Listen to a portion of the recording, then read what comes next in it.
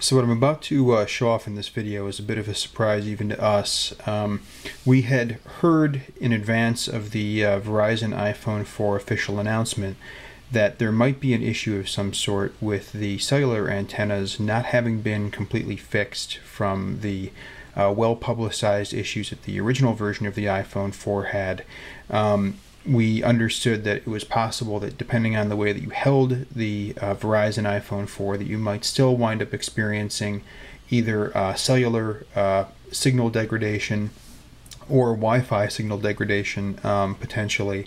And we were sort of surprised when the initial reports out of the Apple and Verizon launch event for it suggested that there weren't any issues, even when people tried to do the death grip on the phone that was a problem for the AT&T version. And so we decided that we wanted to just test it ourselves when the iPhone was released by Verizon. We've had a chance to do that now, and this is what we've seen. I'm going to just simply passively hold the iPhone here without in any way gripping it or anything. This is what it looks like when you just want to do a straight load from Verizon's network. As you can see, it's just standard Verizon 3G. It's loading relatively quickly here without any sort of major problem. Signal strength is fair and is very comparable to the sort of speeds and strength that we've seen with AT&T, maybe a little bit faster with AT&T at this particular location. But this is just indoors in a residential area, nothing special or unusual about the testing environment to the best of our knowledge. But we also had the problems with the original AT&T version of the iPhone, which we documented. I think we were one of the first, organizations to have a video online of that. Now with the Verizon version, when the phone is held in a similar death grip style position, I will go and just do a reload here of the page.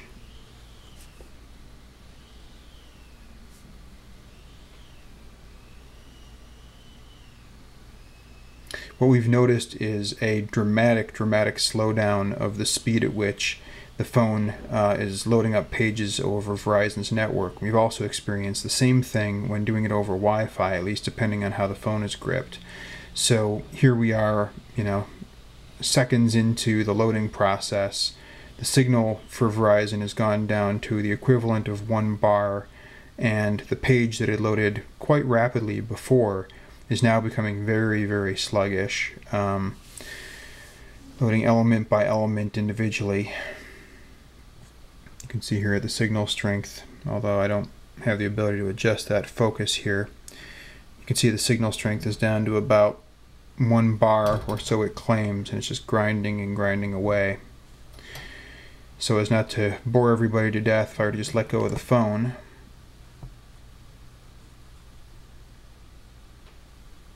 in some cases, depending on how much it's gotten through the page, it'll just start reloading again. But in other cases, it just errors out and comes up with a message saying that the server can't be reached. So this one's going to finish loading within just a moment, and that's a complete page load now. Everything's there.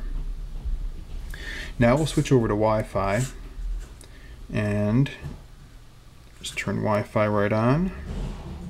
Just go right back into Safari.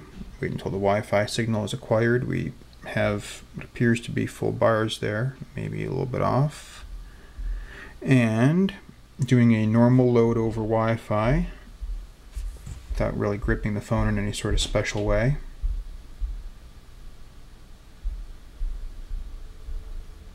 Page load time is even faster than it was with Verizon before. That's a complete page load there. Now, depending on the way the phone is held, this is the standard death grip position from before.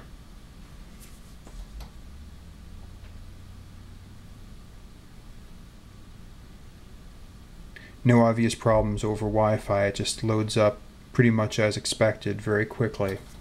What we were told before this phone launched was that there would be something that was known as the death hug, that if the phone was held in widescreen orientation and basically like this, that you would notice speed slowdowns and attenuation based on the new antenna design.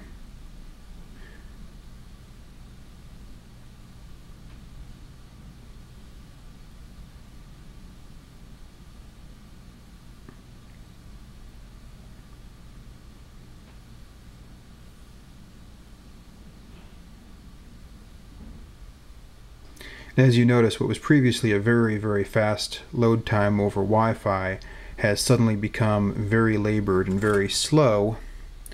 There's our Wi-Fi signal strength right there. So it turned out that our sources who had indicated that there was a death hug issue were correct about it. The real question is whether it's, a serious issue or whether it's something that's only going to affect a limited number of people. I'll just release the death hug at this point. See if it continues to load. It may just stall out. But something that can be done in any case that winds up typically fixing these sorts of problems. Notice it just comes right back to life there after I let go of the phone there. And even if I pinch it in the direct center and hold it like this, it tends to be totally fine. It's obviously having some residual effects from the previous slowdown, but it's come back to life now that the antenna is not being covered. When you pop it into a case, this is just one that I happen to have around, you can continue to hold it in the corners, and because you're not actually making contact with those antennas, it tends to load just fine. So as with the previous one, cases appear to work just fine to stop the issues from coming up with loading, but without a case, you're not only exposing the glass likely to potential for shattering or scratching, but also the antenna attenuation issue is going to be there, but just in slightly different ways than it was with the previous one. So hope that is useful for someone.